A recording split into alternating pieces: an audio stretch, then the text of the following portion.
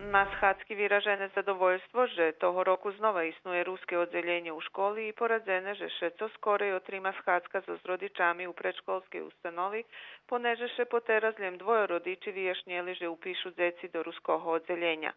Predložene i že bi še promocija Keresturske gimnazije otrimala teraz za nje u maju, ke dušitski školjarevi beru zeše upišu.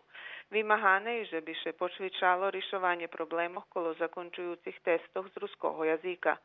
Vyražené zadovoljstvo so sprowadzeniem zbuwanioch u Đurđove na telewizji, ali i żadanie, żeby Đurđov u ruskim slove mal stajemno zajnjatoho dopisovatelja.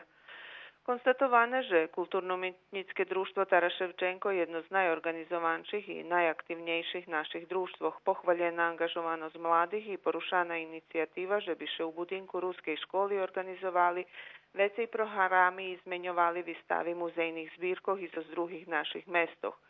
Đurđevčani žadaju i že bi mladi umetnik Ivan Kiš počal robiť zbistu Jaši Bakova z nahodi označovanja juvileja sportskih baviskov, za co treba nazberać odredzenu sumu penježu. Dohvarene, že delegacija na čolje s predsjedateljom nacionalno osovitu Rusnacoh naščivi opštinu Žabelj, že bi še izo znovu vlastu predluželo korektne sotrudnictvo.